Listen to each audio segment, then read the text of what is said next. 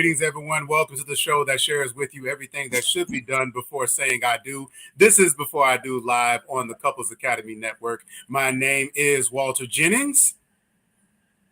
And my name is Charmaine Jennings, and I am coming to you remote from Michigan. So, show's a little unique this tonight, but super excited to be with everyone, especially because tonight we expect you to weigh in. We want to hear from you. Our topic tonight is healthy breakups. Are they even possible? We want to know. So when we put our speak now, forever hold your peace questions, we want you to weigh in. Is it even possible to have a healthy breakup? Absolutely. Before I Do is an interactive show. So please place your comments and questions in the chat. And tonight we are talking about healthy breakups. Are they even possible? So whether you're single, dating, been in a relationship, don't know if you want to be in a relationship, our responsibility, our honor, our job is to facilitate courageous conversations on dating and relationships. And we know that breakups are a big part of the dating and courting process. And no matter how you come to the end of a relationship, it can be painful. And so initiating a breakup when the other person doesn't want to break up can cause sadness, guilt, and even worry. So often we feel as though the individual that is initiating the breakup, they are free from some of those things when it comes to that separation. However, that individual that is initiating the breakup does not get away from some of those feelings if they genuinely do have a connection with the individual that they are breaking free from. Obviously, the person that is being broken up with, it can lead to feelings of hurt and rejection that can linger on in the life of that person and ultimately impact their future relationships. So even if the breakup is mutual, it's still a natural struggle, and you can still result in difficult feelings, and things like anger and depression can rear and be a challenge for a while. So Charmaine, when we Absolutely. so Charmaine, when we think about breakups and the whole idea of this separation, this is something that we found to be a very interesting topic when it comes to couples that choose to go their separate ways. And this whole idea of the first one to break up with the person wins, and it's not you, it's me. But there are a lot of mistruths when it comes to breakups. Would you agree?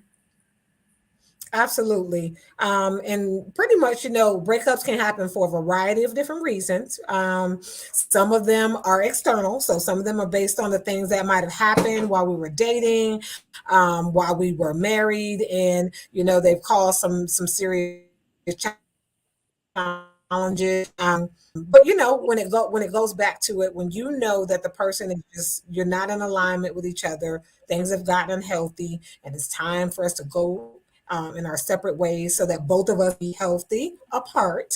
You know, somebody has to make the decision. Right. And the question is can we make that decision in a healthy way? So in some cases, relationships are unhealthy. Um, and the relationship we have ways, and the question becomes it's a matter.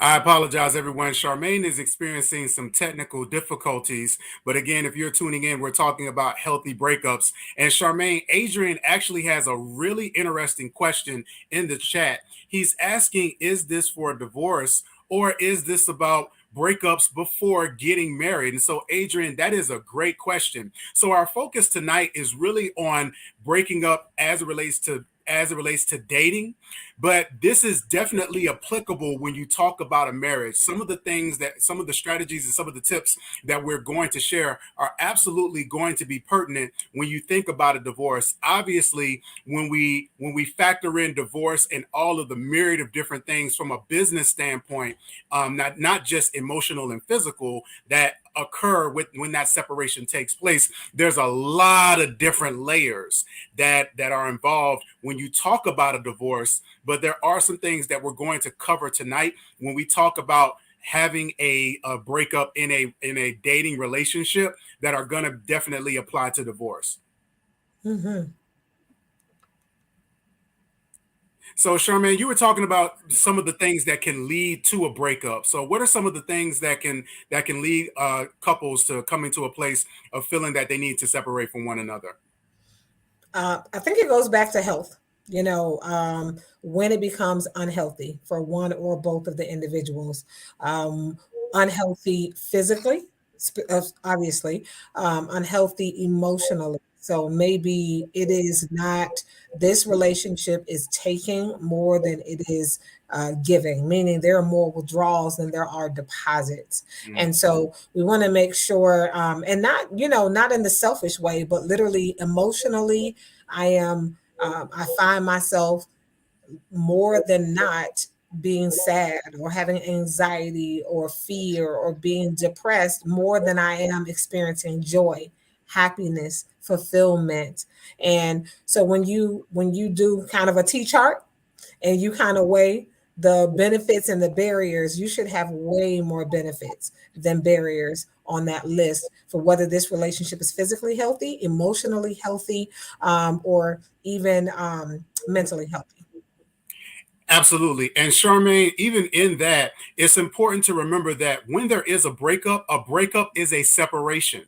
And anytime there is a genuine separation, there is often going to be pain, even when it's mutual, even when the benefits outweigh the challenges, or when the challenges outweigh the benefits. If you're the individual, again, you're getting out of a relationship that may have been toxic, that may not have been beneficial, you may be asking yourself, why am I feeling such angst and pain over this person that I left who obviously wasn't good for me? And part of the reason why that is because of the time that's invested, often the emotion, where when we're in a relationship, when we're dating someone, especially when it is intimate, there is a fusion that is taking place, right? And it doesn't just happen when we get married. There's transparency, there's vulnerability, there's intimacy, and those things are not just related to sex, and they're not just related to the physical. There are conversations that are had. Often, if you've interacted with that person's families, there are a lot of different lines that are crossed. So it's important to remember that and give yourself grace when you are going through a breakup, regardless of where you are on either side of it. That's right.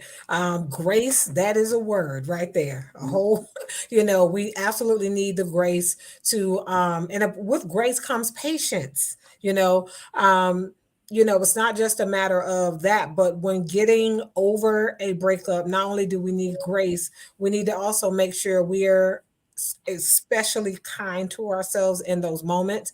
You're going to have, you're going to question yourself, okay, did I make a good decision? If you're the initiator of the breakup, but most importantly, if you were the one broken up with, meaning that the other person chose to say goodbye, it really is helpful for you to really engage in some self-care, some self-reflection, and some quiet time to ask yourself, what did you learn in this relationship? Because it was absolutely a teacher. There were examples and then there were non-examples. And so what did you learn? What did about yourself? And then what did you learn about the other individual? Not a time to blame place. Absolutely. And we're going to get into more of that, but it's also important to remember that there is no one way to get over a breakup. We are going to offer some tips tonight as it relates to how to address and engage when it comes to a breakup, but you want to make sure that you are being true to yourself and figuring out exactly what you need during that period and process that you are recovering from that breakup is going to be very important. There and obviously people are going to give you, including us, can give you tips as it relates to what to do during that time. But it's important for you to make sure that you're hearing and adhering to exactly what you need during that time when it comes to a breakup. Listen, everyone, you're tuned into Before I Do. Tonight we are talking about healthy breakups. Are they even possible? We are going to take a really quick commercial break, and we will be right back with more strategies regarding healthy breakups right here on the Couples Academy Network. Stay tuned, everyone.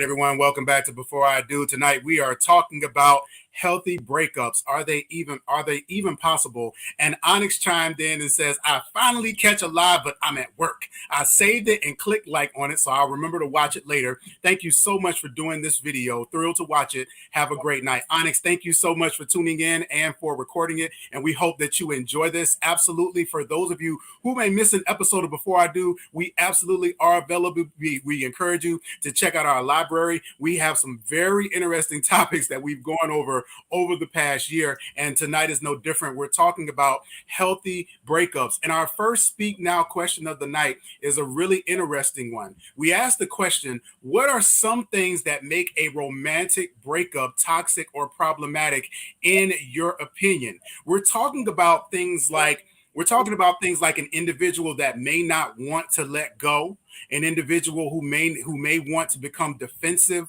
or combative about your honest assessment of how you experience them, and those things can really hinder your ability to be able to move forward or to even execute a proper breakup the right way. But it's important that you remain committed, just as Charmaine mentioned, to your individual role and what it is that you're seeking to do. If it is to break free from the relationship, not allowing yourself to continue to get sucked and pulled back in to an open-ended relationship, especially if it's something that you don't necessarily want, or continuing on in a partnership with the person that you have already deemed that may not necessarily be in the best interest of your future.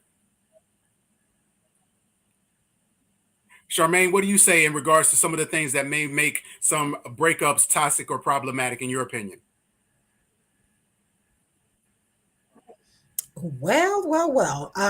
Definitely things that can be problematic when it comes toxic is really too when you start inviting the community into the process. You're trying to collect allies. You want my mama, his mama, auntie, you want everyone to weigh in. You've now made this a community breakup, a collective breakup. You just need to make it public and humiliating.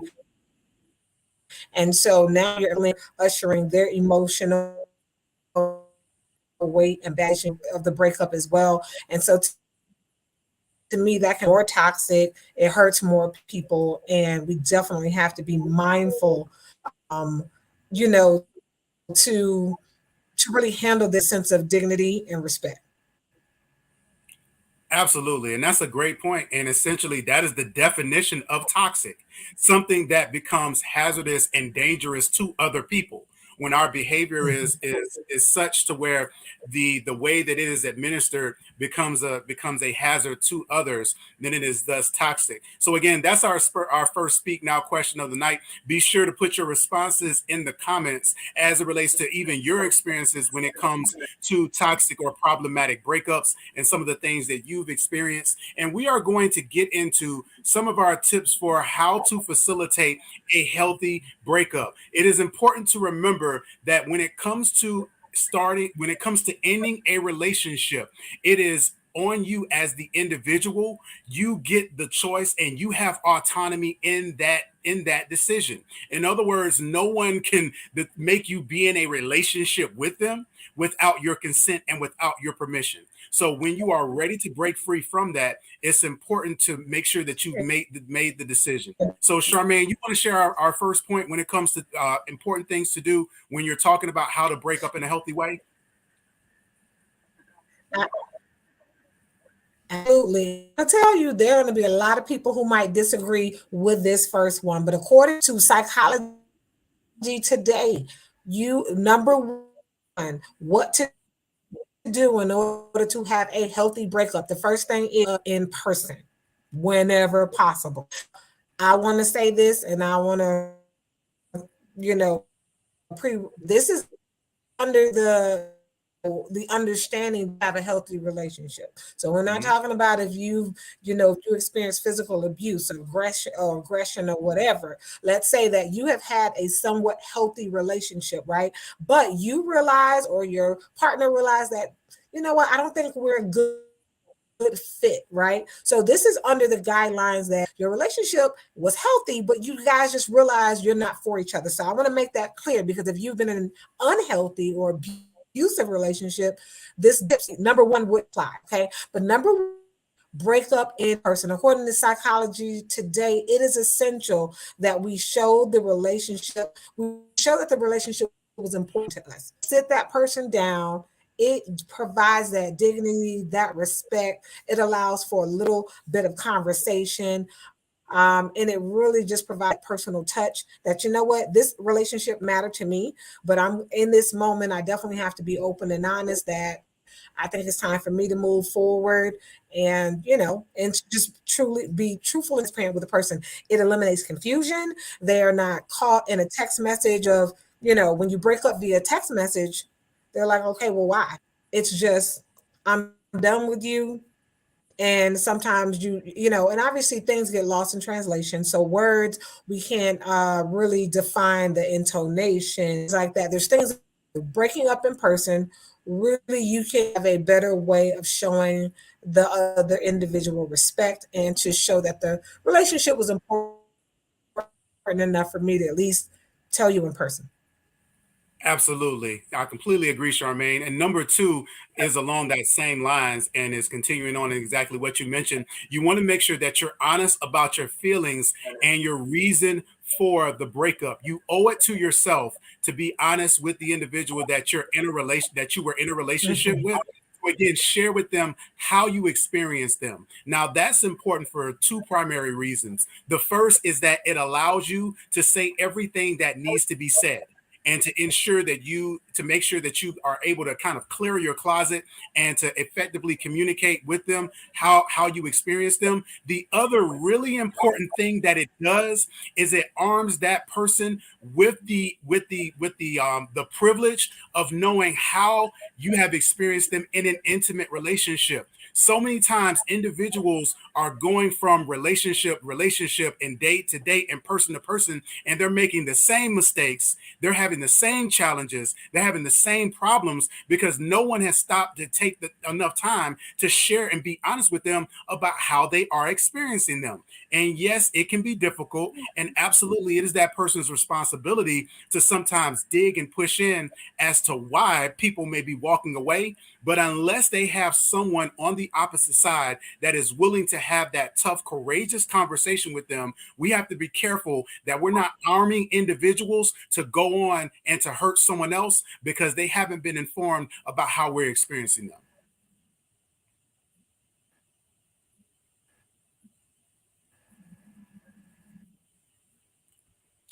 All right. And Miss Patrice, before Charmaine comes in with point number three, Miss Patrice actually makes a really good point in regards to that. She says no integrity when she talks about things that can become toxic or problematic in a relationship that would lead to a breakup. No integrity. You can say no with respect and honor. Yes, it will hurt, but the breakup is doable. Absolutely, Miss Patrice. That's very important. Charmaine, are you back with us? Are you good?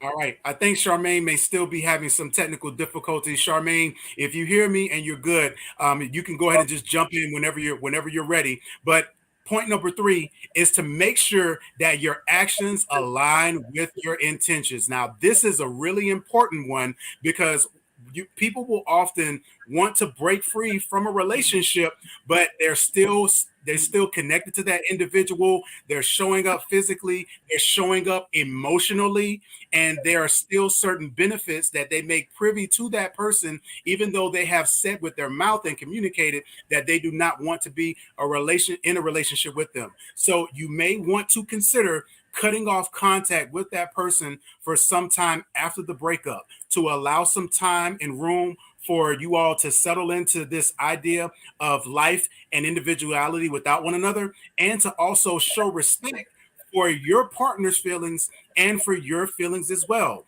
And this helps to emphasize that things have changed between the both of you. This is a different level and a different space of engagement that you all are now operating in. And you want to make sure that your actions are in alignment with that.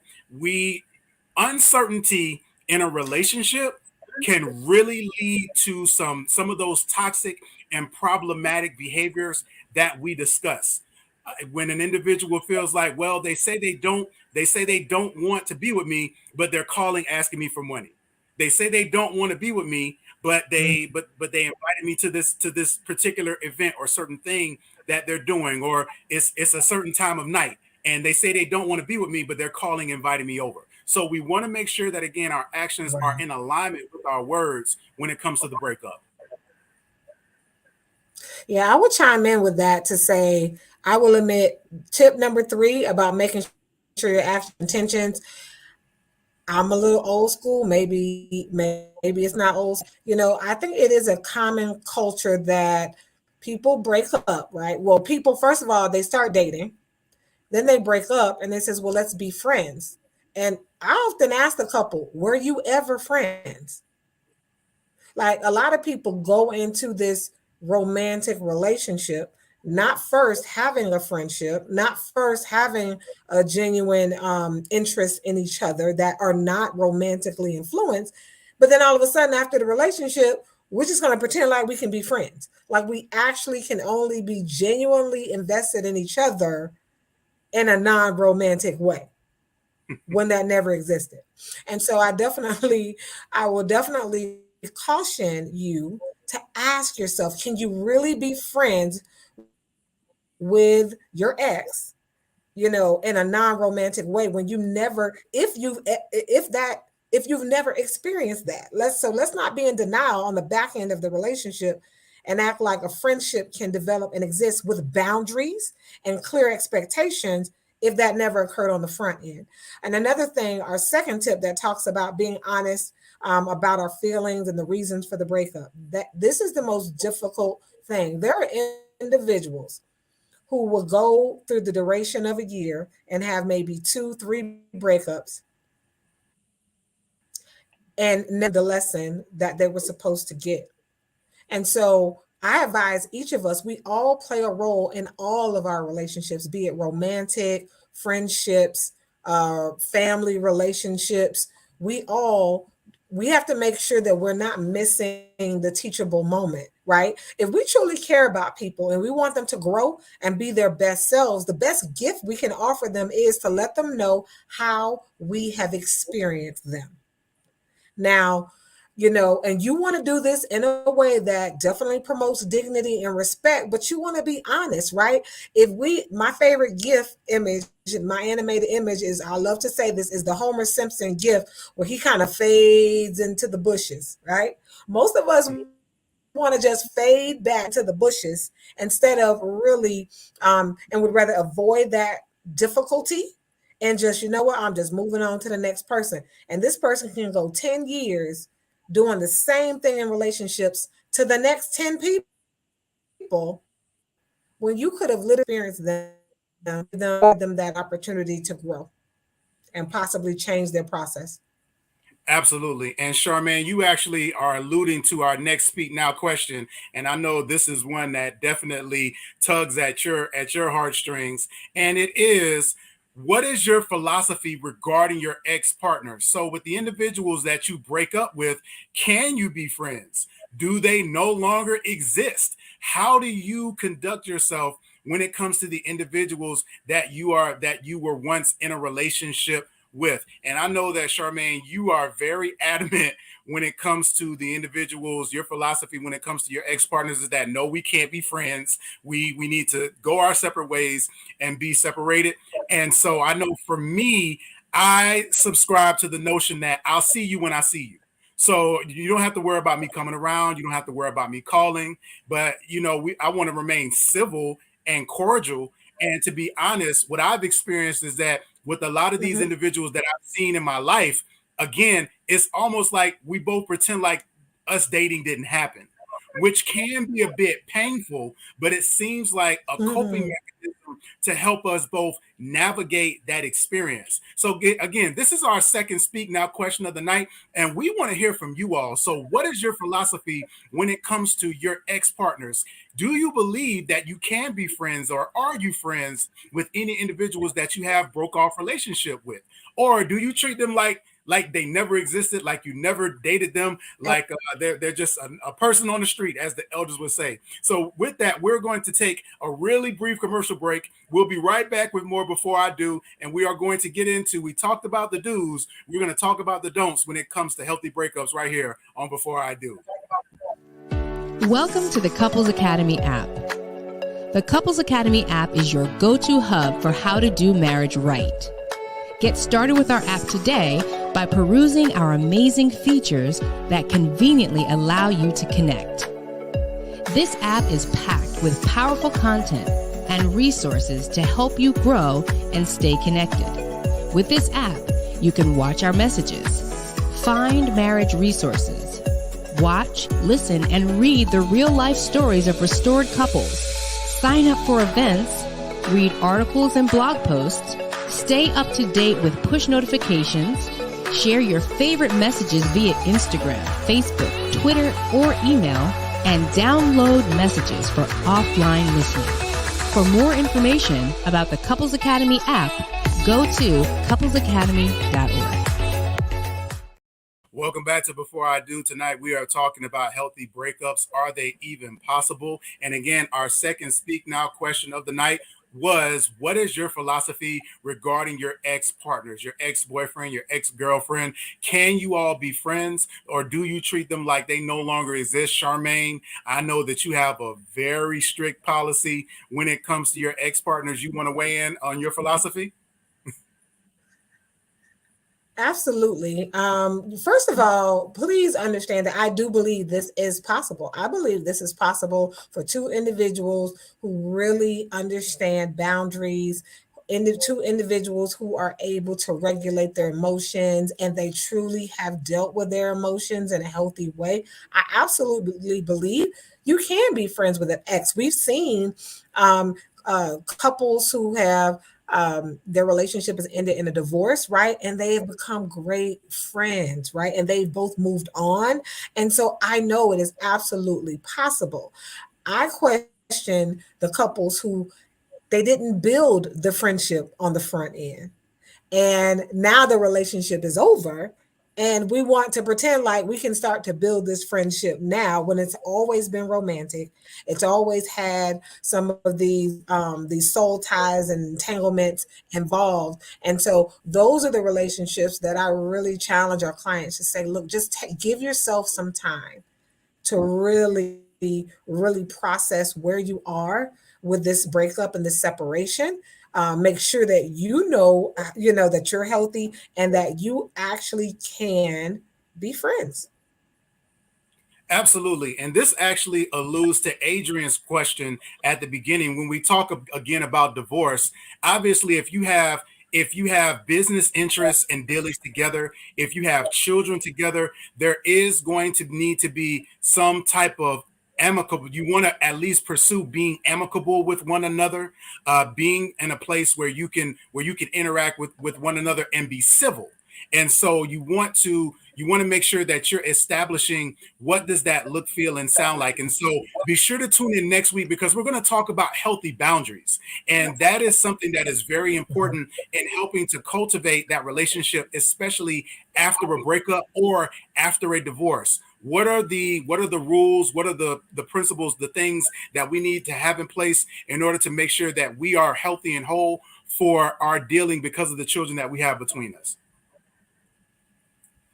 All right. So we talked about, I want to get Miss Patrice's comment real quick. Miss Patrice says, I'm a firm believer in seasons. And I'm in the seasons of the closed door because God shut the door.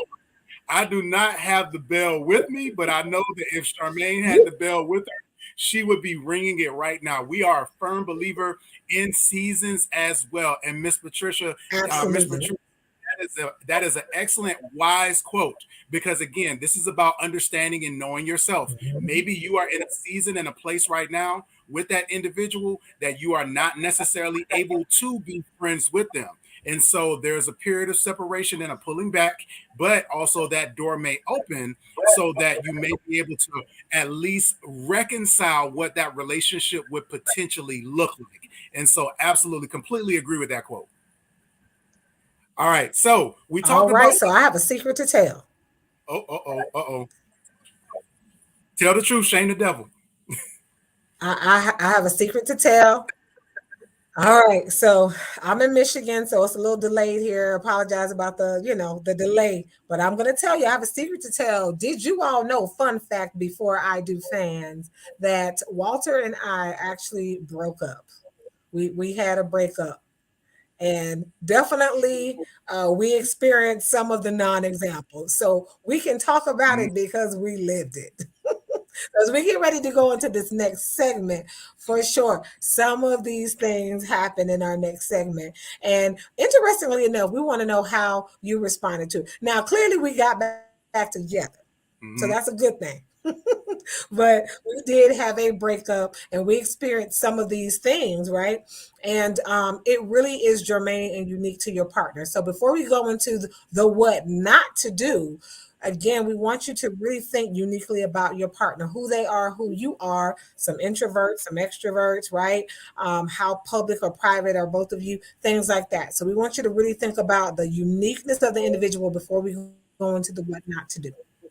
Absolutely. Very important point, Charmaine. So when we talk about what not to do, obviously these are predicated again on you and your partner and making sure that you are breaking up in a way that is going to be constructive and conducive to again you all being peaceable in your relationship and dealing with one another. So the first one is don't break up in public. Now notice the in public is in quotes. When we talk about in public, we are talking about making a public spectacle of the breakup where you got people around, you got ears, and now everybody is listening. You're loud, you're demonstrative, where you're calling attention to the breakup. And so that can be a recipe for having a contentious and a very reactive situation on your hands when it comes to breaking up. And so again, in certain situations, you want to make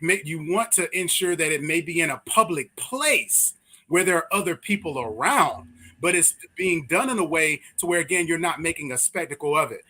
Especially if you're with an individual that again you're breaking up with them because maybe they have some abusive tendencies, you're concerned about them becoming violent. You want to make sure that you guard yourself and you're not closed off, and you've got help and you've got some potential allies that would assist you if need be. But you want to be very public. You want to be very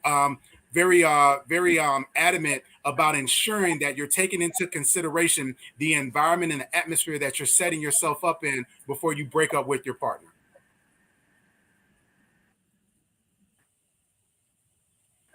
All right, Charmaine, are you with us? And this one is powerful.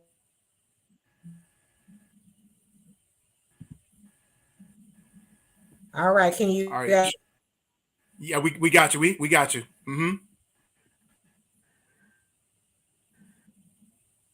Hope.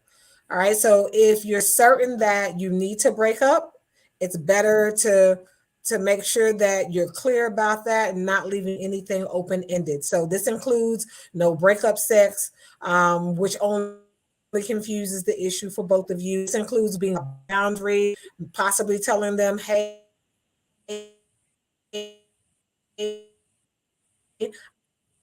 I'll come around my place, and to be very clear so that provides hope. Guys could be friends when if you know that that's not possible, that's providing false boundaries. Absolutely. So for those of you who might not have caught that, Charmaine, number two, what not to do was don't offer false hope. So being sure that you're not having any intentional loose ends when it comes to your relationship. The whole friends with benefits and again having breakup sex and you're together and you don't want to be together. Making sure you're not sending mixed signals with your words and your actions. And so ensuring that if you want to make definitive a definitive point of breaking up with the individual, making sure that your actions align with that and not having any signs or signals that point to those things not being true, or maybe they just need to be convinced or persuaded. And then number three, this is me, y'all. This is one that really grinds my gears. don't devalue the other person. When you break up with someone, do not use that as an opportunity to then villainize them and completely just paint them in a portrait to where they are the worst person in the world, where you're pointing out all of their flaws and everything that is wrong with them. But because from somebody like me, the question becomes, aren't you the person that chose to be in a relationship with them? Aren't you the person that chose to date them for as long as you did? So it is impossible to insult your partner without questioning your decision making in choosing to date them. So demeaning and belittling them, it only makes you look foolish and vindictive. And so you all have been important to one another, even if the experience wasn't everything that you thought it would be. But you want to make sure that that you're showing appreciation for your partner and yourself by honoring the experience, whether it was good, whether it was troubling. You want to make sure that you highlight some of their good qualities in addition to their flaws. So be careful to honor the experience and the time with them, even if you chalk it up as a lesson learned. It is very important not to use this as an opportunity to demean them and to belittle them and to devalue them and the relationship. Charmaine, anything that you want to chime on in with that one? No, but man, this can become a sport, and we don't want you to engage in the criticism game. It does not end well ever. And so the bottom line is, if you're parting ways, just part ways. Don't put that, don't allow that negative energy to consume you and to even get involved in that, because that, to me, it just really just shows that, like you said, it really just points out your flaws more than it does the other person. Now, obviously, if you're on the opposite end of somebody criticizing you and it turns into bullying, it turns into aggression, we know that's not healthy as well. And I think those are things that when you have that breakup, you guys need to talk about. Look, can we agree that we're not going to mention each other? We're going to take each other off social media. Like, your exit plan for the relationship, it needs to be pretty thorough, because most relationships now are digital. So now you got this whole timeline of all of these pictures and all of these places you guys have gone. What is the plan? Are both of you guys going to agree to delete it off your timeline? Like, you need to prepare that person that you're breaking up with. You need to prepare them for your transition plan, letting them know, I'm going to delete everything off my timeline.